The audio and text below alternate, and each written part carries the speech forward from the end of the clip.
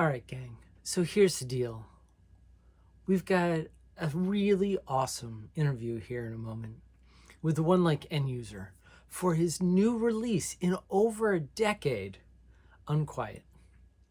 I'm really excited to unpack this album with him and learn more about the man behind all of the music. Now, Enduser and I have a little bit of a connection through Elm Imprint and the Decay label. And I opened a set for him and Bangara and Shipmat here in DC a few years ago. But this new album is something else. So, without any further ado, man, let's just get right into it. And let's go explore Enduser, his journey in this brand new, beautiful album, The Unquiet. Hey, Hey, what's up? not much. How are we doing, man? I'm all right. I'm all right. Just got in. I've been running around like a madman today. I hear that. And for the uninitiated, tell the people about yourself. Who is Enduser? Where did you originally come from? Where are you now? And yeah, let's get into this. Sure, man. Yeah, my name is Lynn. I've been doing the end user thing since um, I guess it was like 90. Actually, when I first started messing around with electronic stuff was like 96, 97. Like that's the year I graduated high school, got into college. Um, I got a computer. My friends were in like an industrial band and they had a sampler, like an old Akai sampler, and I started messing around with it. And they had a computer to record it was stuff kind of an industrial metal band, and I super into it. And I was like, oh wow, actually you don't even need the instruments. Like you can just like do a lot of this stuff. You know, you can play the instruments, record them, and sample them, and do it all yourself. You don't need a whole band. But we started off actually. My first project, it was with all those guys. We kind of they were in a band. Uh, I think they were called Level Nine in Cincinnati, Ohio, and and what we did was like I took a couple of those guys, and then I took like another dude who played a synth, and we all just got together in garages and stuff at first, and we would just jam. A bunch of us, we had a vocalist and just like kind of make beats, and dude, everybody had like their role and stuff. And so End User at first was kind of like a collaborative art project, and it evolved over a couple of years because I lived in that was in Cincinnati, and then I moved to Indianapolis to go to college, Mm-hmm. and then I went back and forth on the weekends. I would drive back just to have band practice or like to get with the guys and like do stuff, and we would do shows and things in like small VFW halls and stuff like that. So we would really get into it and have some fun, and it was very very DIY, and bring out the whole computer and like lots of drum machines and just stacks of keyboards and guitars and all kinds of stuff.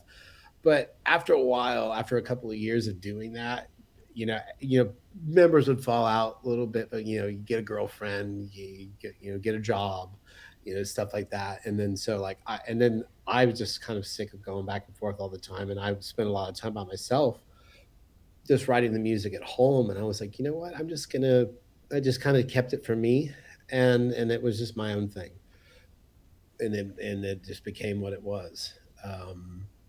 Which was initially, I was really drawn. I was started off like I was super into industrial music, uh, and uh, and I was into drum and bass because growing up in that area, you'd have like warehouse raves and stuff in Cincinnati and Dayton, and Indianapolis and Chicago. Like if we wanted to really drive to Chicago, we'd go there, or Milwaukee, where Dormouse and all the Addict and Massive and all that stuff was going on.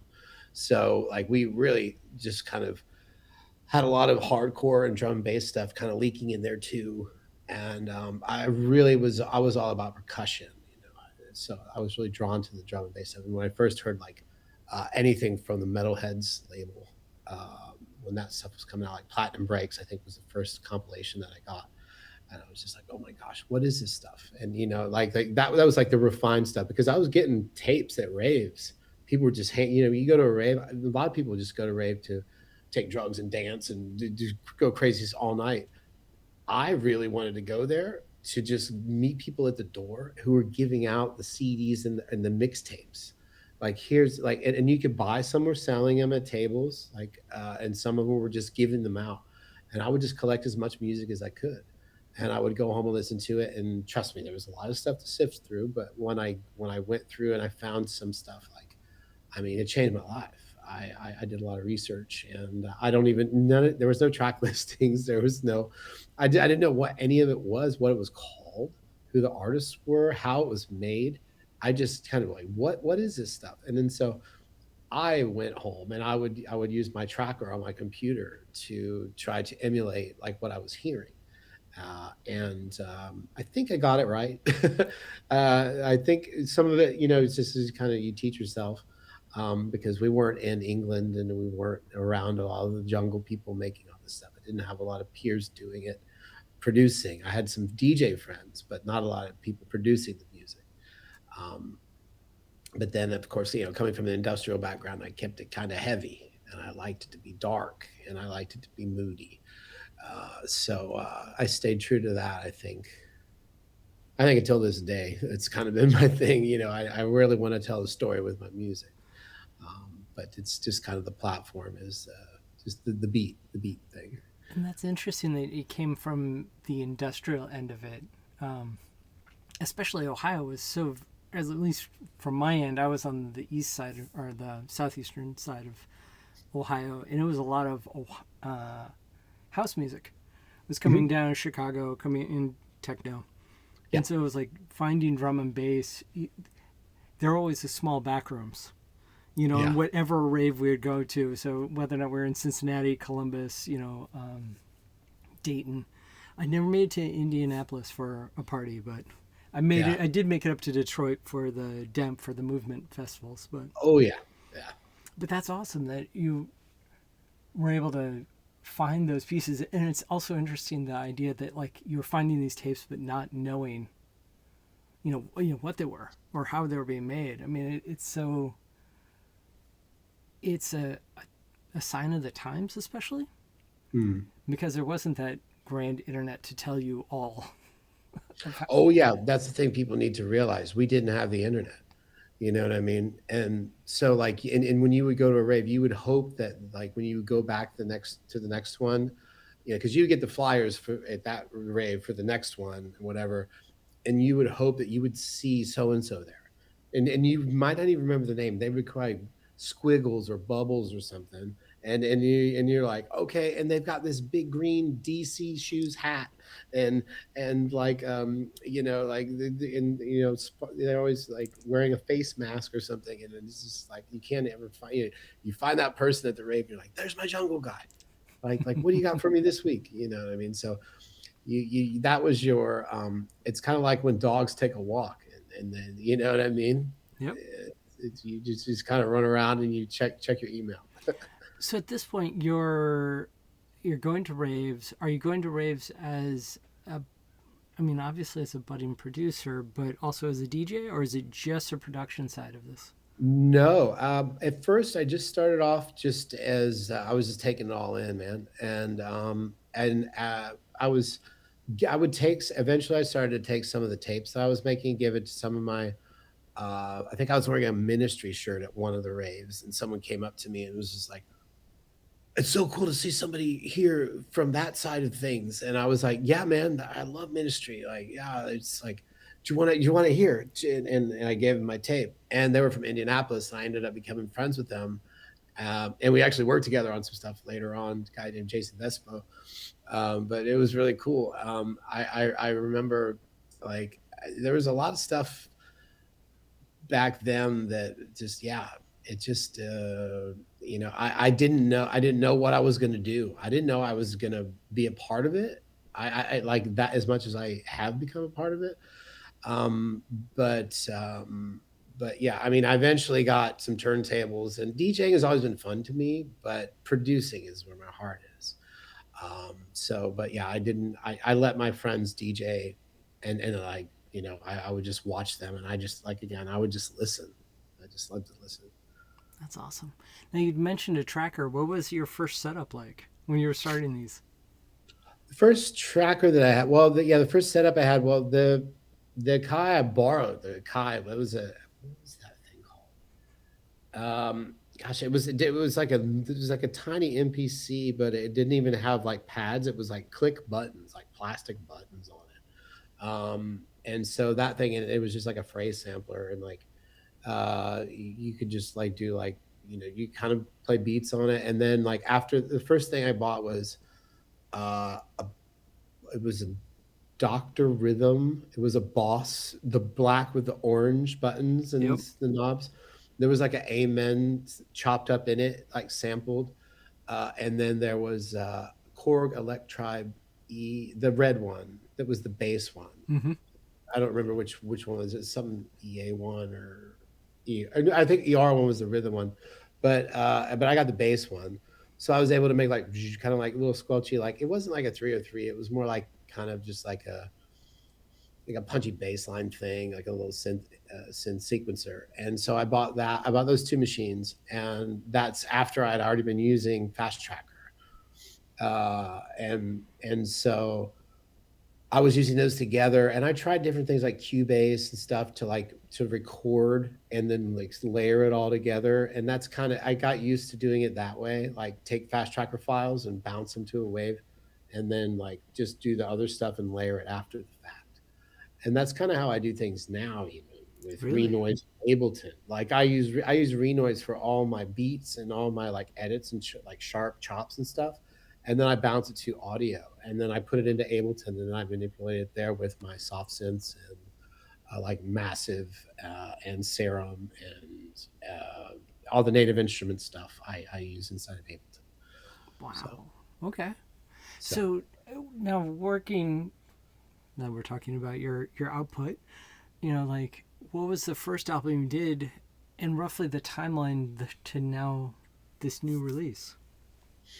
well, the first album that I did, well, I was putting out like CDRs at first, Mm-hmm. and I was just tossing them around town, and people would come through, and I moved back to Cincinnati after I got out of college, and then I was living in Covington, Kentucky, right on the border, on the river there, and I remember Nicholas from Ad Nauseum label was coming through town, and he had I can't remember who was with. I know Needle Sharing was with him, and there was somebody. Oh, was it called Holocaust or something? I can't remember. There was like really harsh industrial power noise, drum and noise type Mm-hmm. stuff. And they came through, and he's like, "I need a place to crash. Can you do a show?" And so I did a show for them, and I booked people I thought like would come through, like, and I could like try to get my shit signed. You know what I mean? And I did. So like I gave Nick like 40 tracks, and I sent a CDR at the same time to Salt, who runs Ant Zen Hyman Records in Germany, and he got about 70 tracks. So, and they were all different. Like I knew that I didn't want duplicates, and I knew it was like this harder and this is more like experimental. And Nicholas was straight away. He was like, "I'll take all this stuff," and I was like, "That's cool," and because Salt just emailed me yesterday, and he said he wanted to put out all of the other stuff that I sent him too.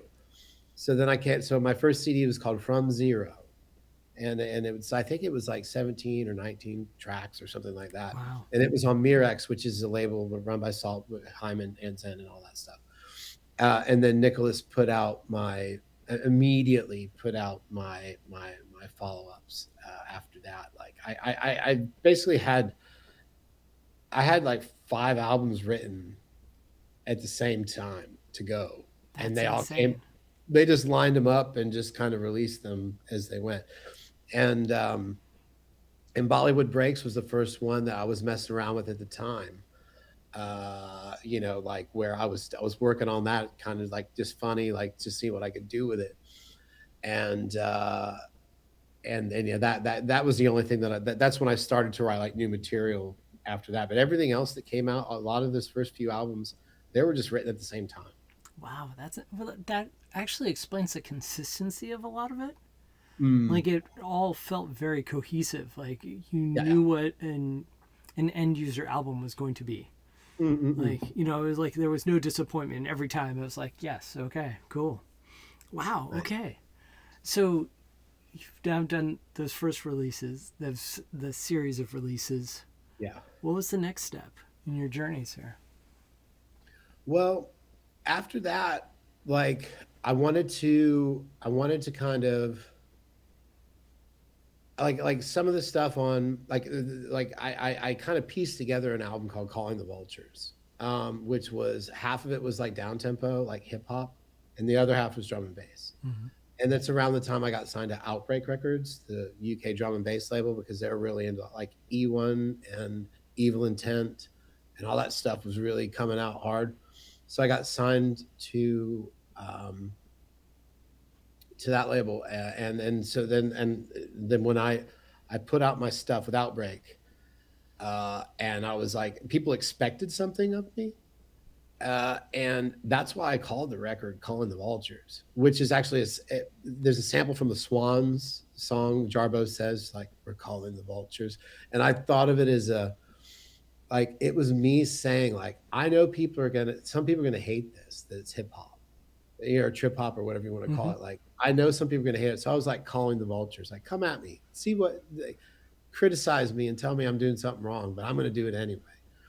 And then and it came out and it got mixed reviews at first, but eventually I think people ended up, that was, I think it's a lot of people's favorite record. And to me, it's still one of my favorite records, because my heart was really into it and I love down tempo stuff. And when I write an album, it's not about just bangers and shit like that. It's like I write a cohesive piece of like a story from front to back, like just like I'm trying to get across everything.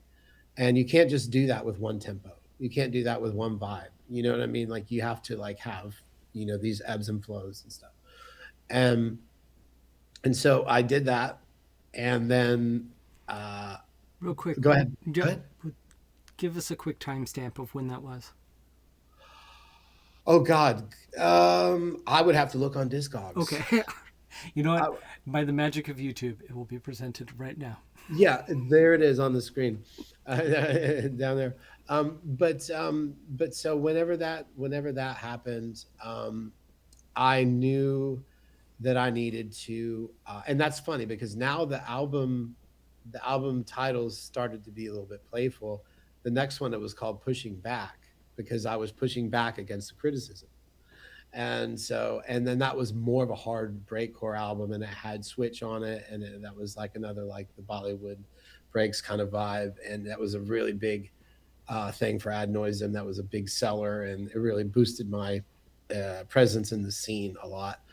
And then after that, I did Even Weight, which was back again to, it's like I was like, okay, I'm going to do a balance again. And that's when I started to collaborate with a lot more like live musicians, where I would like have people come I go into a studio or I have them come to my small studio, and we would record the instruments, vocals, and do different things. And actually, on Even Weight, I got Jarbo from Swans on one of the songs. Which was, they were a huge influence. And I got in trouble on Calling the Vultures because I sampled Swans. Oh. Because someone on an internet chat room on a board, they were like, "Hey, look, Lynn sampled this, and there's no credit given," and it wasn't, but it was like I didn't like Calling the Vultures and all that stuff. It was just like an homage, like it was just like a thing I did, and I didn't. I thought it was just kind of an underground, like inside kind of thing. You know what I mean? And there was no disrespect meant at all, but I didn't, plus I was sampling stuff, and they contacted me and they were like, "You need to make this right. You need to produce some stuff for us for free." And that, instead of paying them money, I had to do that. And then in the end, they didn't use the material, Hmm. so I got to use it on my own album. There you So go. Hmm. everybody won, Yeah. and Jarbo was super cool about it and stuff. And so but and then, and I did Left on Ohm Resistance. which we got Sol Thomas from Australia to come do vocals on a couple of tracks. And gosh, I mean, some of that stuff, that dark trip hop sound, and he was a mix between like, I don't know, his voice was like Seal and Trent Reznor. it was it was weird. It was like when I heard it, when just whoa, like the way he belted out some of this stuff. It was just, I mean, and we did live shows as well. We did a couple of live performances. We played at an industrial festival in Montreal. I played somewhere else. I can't remember, but yeah, I mean, that guy was some of those. I've worked with some very very talented musicians over the years, and and after I and it went and this kind of takes me back to where it all started. You know what I mean? Like eventually, because for a while it was just me in the studio doing everything by myself. But then, like after a while, I kind of went back to my roots and I started to collaborate and make it more of a band environment, which I always really, when I have the time and the resources, that's how I prefer to work. Okay. You know what I mean? But when I'm trying, and that's the thing, a lot of those records, because I started a tour around the time that as soon as I got signed to Ad Nauseam, I moved to Berlin Okay. and, and I moved to Germany. And that's when I made Run War and Bollywood Breaks and Pushing Back and everything. I did all that when I was in Germany. And that's, I was on tour constantly. Every weekend I was doing 2 to 3 shows Wow. for like, yeah, for like a couple of years. It was nonstop. And so I didn't have the time and resources. And I would stop in a city. I'd be in like Sofia, Bulgaria, or something. I meet like Ivan Shapov, like Koo or something. And it'd be like, "What do you got? Like, give me some stuff." And we work on something, and it'd be like in England, and I would hit up some of my friends, like Technoist or whatever, and be like, "What do you got?" And so collaborations happened on the fly. You know what I mean? But like when I'm settled and stuff, that's when I really like to put things together. So. That's awesome. Yeah. How did Berlin affect your sound? Uh, well, I think Berlin affected my sound not necessarily because of Berlin itself, like the scene. I think it was being so close to Ad Nauseam because Nicholas, I lived in an apartment that he had a spare apartment for artists to live in, and Mick Harris Scorn lived in it before me, and then I moved in uh, after him, and I was there forever. It was quite a while, and I milked it, man. But I was just basically, the office was down the street from my house, Oh and wow. like if he needed help, like I would have lunch with him all the time, at least a couple times a week.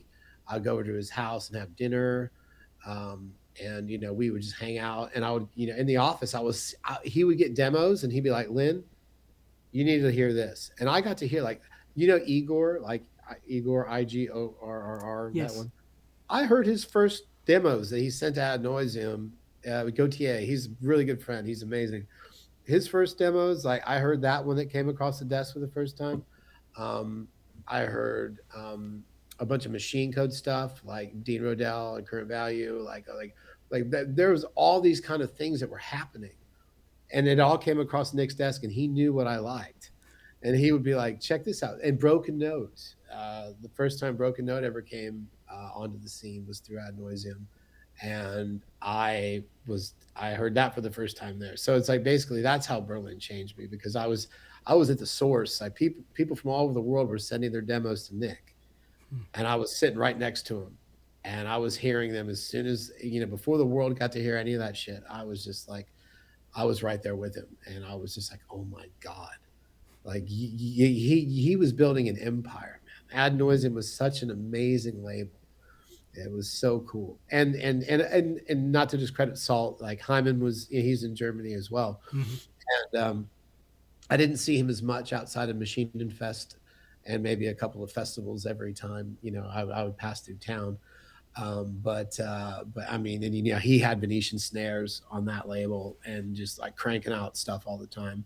So it's like that was a very exciting time for that style of music, and I felt like I was in the heart of it. I was right in the middle. So Wow. That's awesome.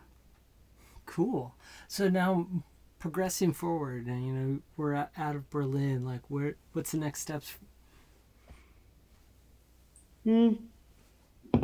After Berlin, I'm trying to think. Okay, and then I moved back to America. I went to New York and hooked up with Home Resistance, and I guess that's when Left came out. And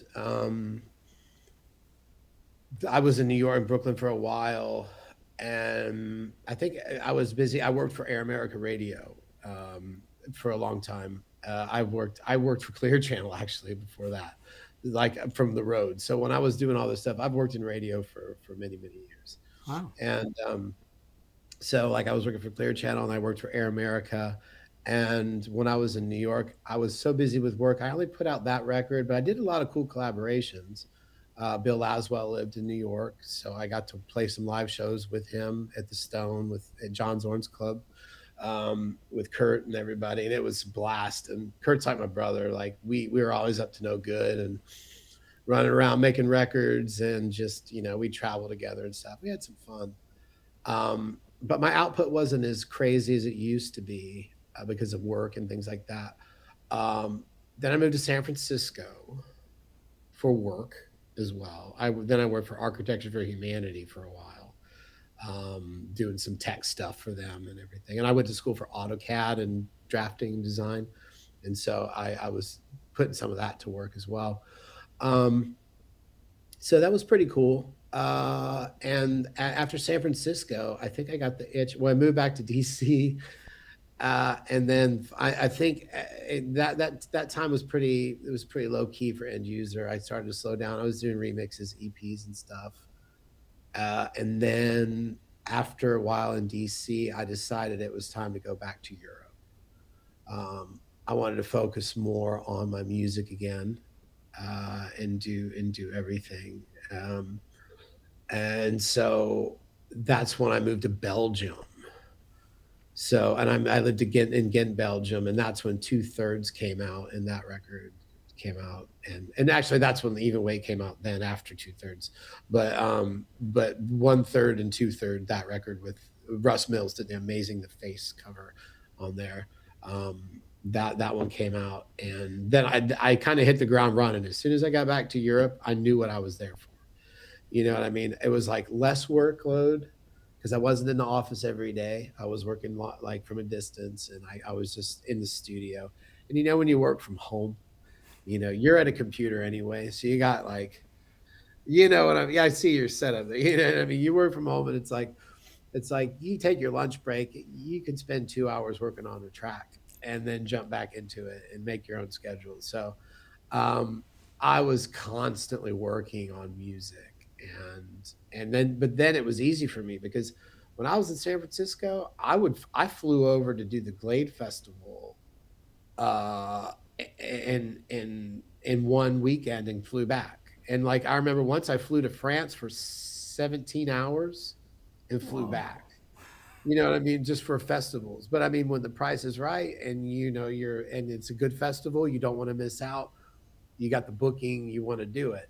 And if they're going to pay you to do it, you're like, fuck it. Sorry for the language, but you know what I mean? You're just like, yeah, I'm just going to do it. And so I did that. But when I was in Belgium, I was back close to the source. So I could do those weekends again, and I could just hit up different countries all over the place, and do those, just zip zap on the weekend, and I wouldn't be knackered, and I'd be able to handle it all. Okay.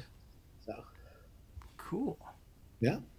And so then that puts you back in Europe around time wise.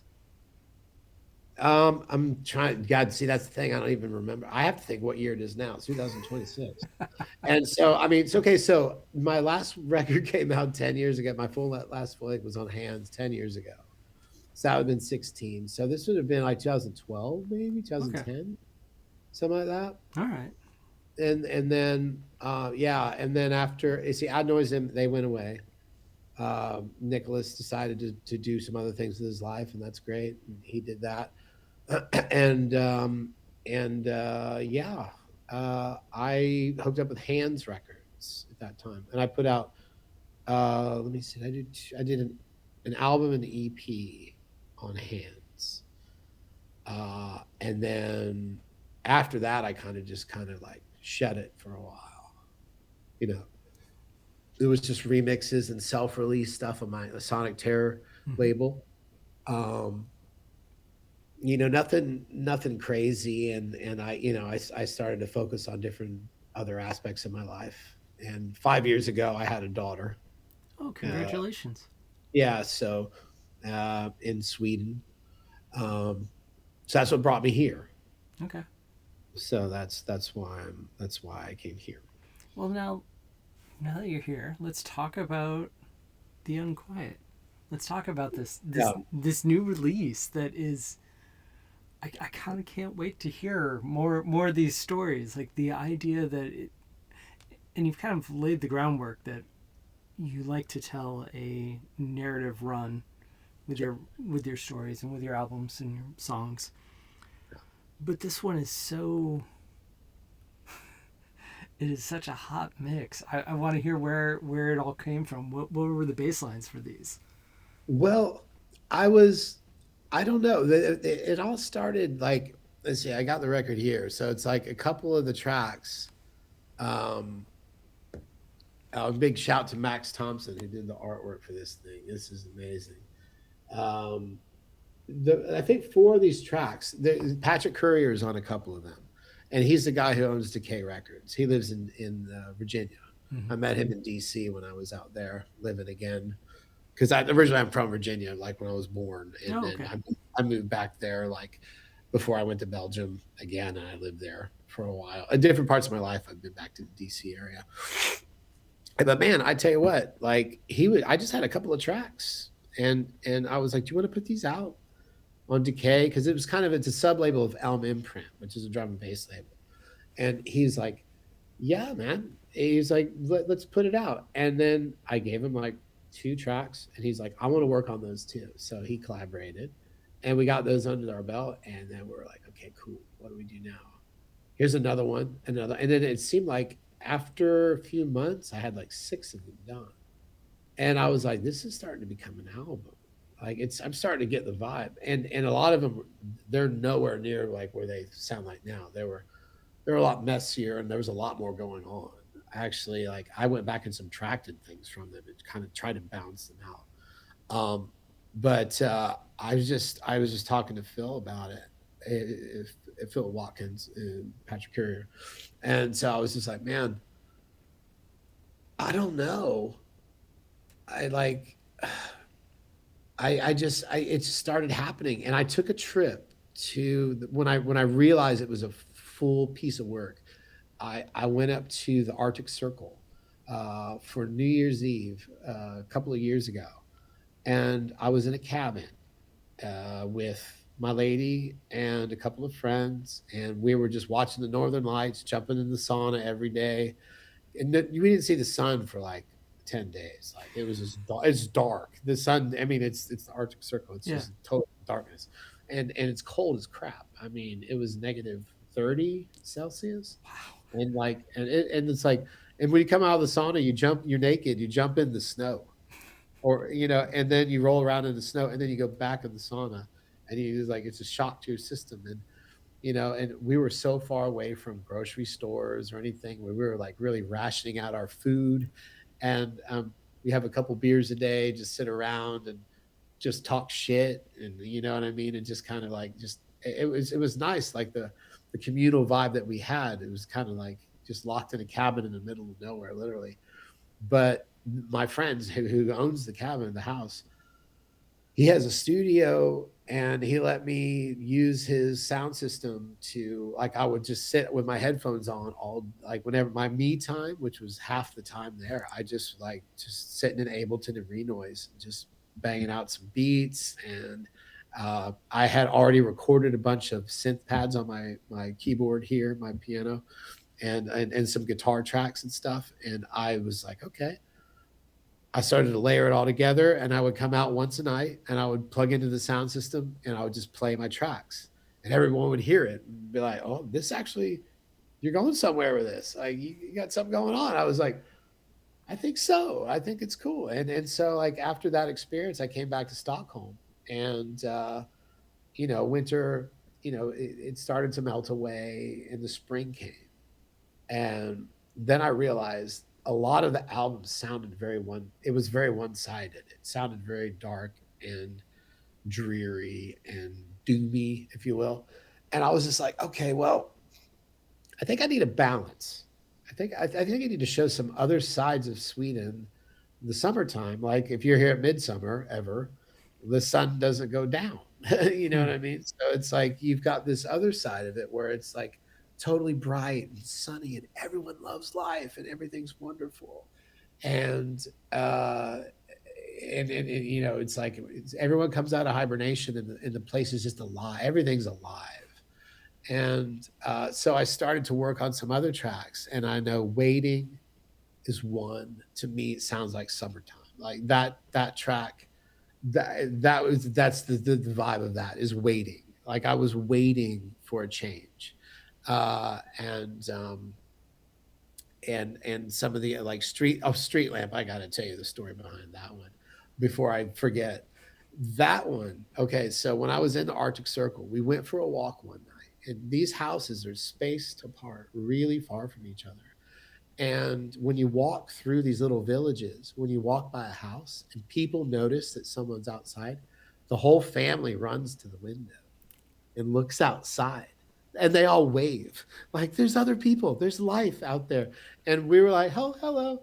And as we had one of those experiences, and people were waving and yelling to us, hi, hi, happy new year, and we're like, okay, cool. And as we walked by, my friend says, there's a funny story behind that house. The husband one night, he was waiting for his wife to come home from another village. She went out with her friend to where they have a pub in the other village, and she never came home.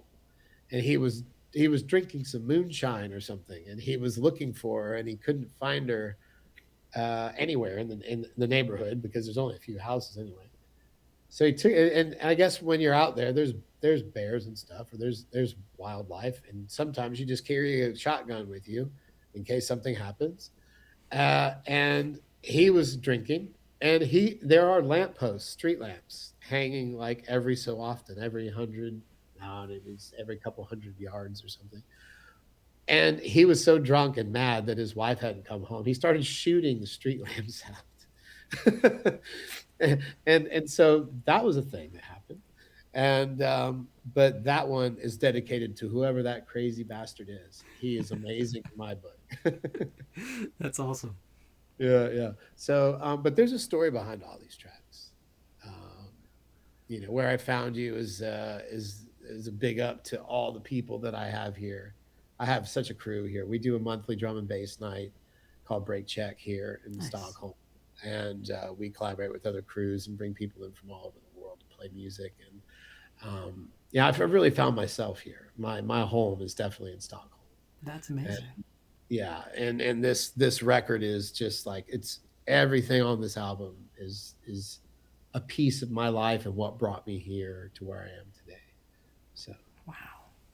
And it shows. I mean, it is such a fun mix of balance, control. Like your beats are so frigging carnal. I love them. you know, thanks, man. they're absolutely brutal, but then they're also counterweighted often. Yeah, So it's so very cool. Well nice, played. man. Well played. Thank you, Now, man. I now it, appreciate it. it's definitely not. I would not call it beard stroking drum and bass. Yeah, yeah, It's not something you're just gonna because you either have to move or you really have to be sedimentary and just like get in there and like listen hard yeah, because it is so layered. I mean, the mere fact that you already alluded to this that you remove things enough, like I was sitting there like very methodically going through and listening, just hearing all the different layers as a sound yeah, designer. It was so very cool, and yeah. the quality and craft there is top notch, man. Well played. Well played. I really appreciate that, man. I really do. And over the years, like one thing, and in Sweden, you have to understand when it does get dark and cold here, there's not a lot to do. Mm-hmm. So everybody here has some sort of art that they're some sort of craft that they're really good at, and a lot of my friends are painters, like Max Thompson, who did the art here. this was a painting that I saw in his house, and I was like, I need that for something. I don't know what it is, but I want to have that for something. And then the album came together, and I was like, it's Unquiet. It's the heart shaped, like it's perfect. It's my love for this place and my experience. It's perfect. And but everybody has to do something. And I found myself wanting to learn more about sound design and audio, like being like just engineering in general. Mhm. So I got Pro Tools certified when I was here, and I went through some courses and took some Logic courses and Pro Tools and just sound design in general. And did some like basic movie scoring and things like that for some of my studies. Fun. Um, so like I think technically I honed in on some of my skills a little bit better. So I think that actually helped with the layering and I'm used to having, 20, 30 tracks in a song, and these are hitting like 70, 80 Oh wow. different channels per song. And so but I mean, and some are just, hi-hats or variations of a hi-hat, with slightly different reverbs or just a little bit of a slap back, and one doesn't have that, and and there's a lot of like some of the percussion on here is actually recorded live Oh and really? then manipulated.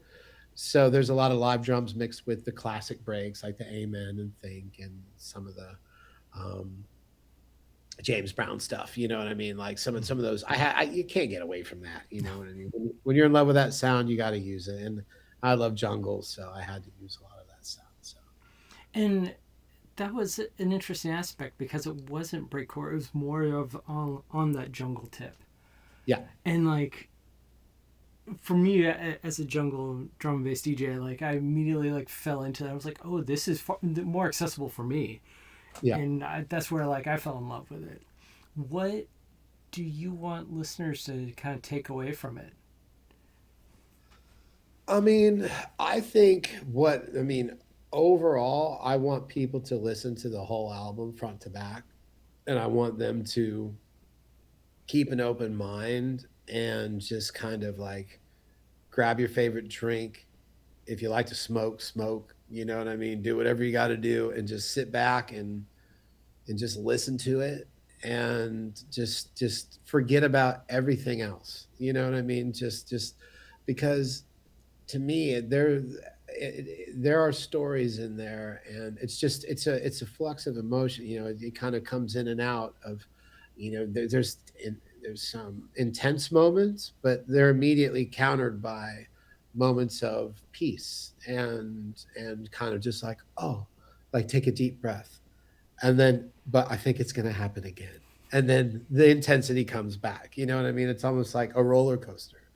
And so um it's kind of come back just like life. And I think that's the thing. This record to me is very much the ups and downs that you experience as a human being. You know what I mean? You go through, there's good things and bad things that happen on a daily basis, some on a microscopic scale, some on a massive scale. You never know what's going to happen tomorrow. You know what I mean? And sometimes you go through shit that you're just like, how did I get through that? I have no idea. And some of my good friends here have gone through some of the hardest couple of years of their lives. And I've seen people lose almost everything in that they've had. And I've lost a lot, but I've gained a lot. And so, I mean, it's just like, I think this record is very much a testament to that. It's just being a human being, the ups and downs. I It's almost a perfect way to end this. Wow, man. Dude, that's awesome. Thank you so much for all your time that you've given Not me a problem. today. Like this, Not a problem at all. and thank you for this album. Now, here's my final last question. Sure. Are we going to have to wait another decade for the next one? Well, for a full length, you're probably going to have to wait at least another year, but that's probably about it. Okay. So I've already got two EPs ready to go that will be out. One I can't talk about yet, but one is definitely going to be on Decay on the album imprint sub label. And then the other one is going to be a big breakcore present to everybody. It's got some heavy hitters from the old drum and bass days and some breakcore legends on there. It's a collaborative album that's coming out. It's not really an EP. It's like 8 tracks. Okay. But I'm working with a lot of different artists from all over my life, my timeline of experience within the breakcore drum and bass world. So every track is a collaboration with a different artist along my way. So that's coming out on a label which will be announced soon. And then after, and in addition, like through all this other stuff I've been working on, I've been collecting other tracks. So I'm already like 4 tracks into a new full length. Oh, wow. Awesome. So yeah, so I'm pretty sure it'll take shape and come out in the next like year and a half. Okay.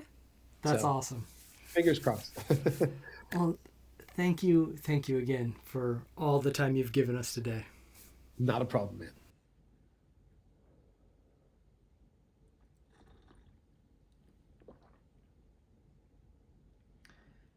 I'd like to thank Enduser for his time, for telling us his amazing production career story, and how we've come to this seminal album, The Unquiet. If you'd like to support him and pick up the album, the links are down in the description.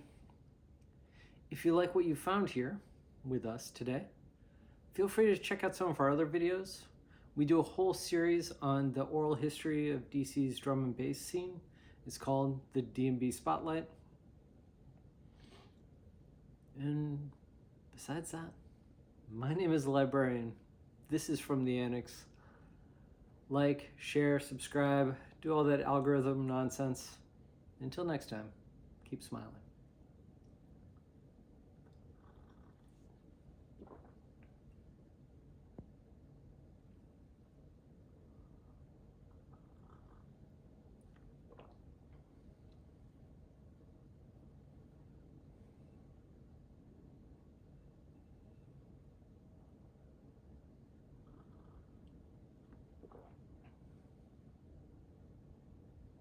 Yeah, you're still here.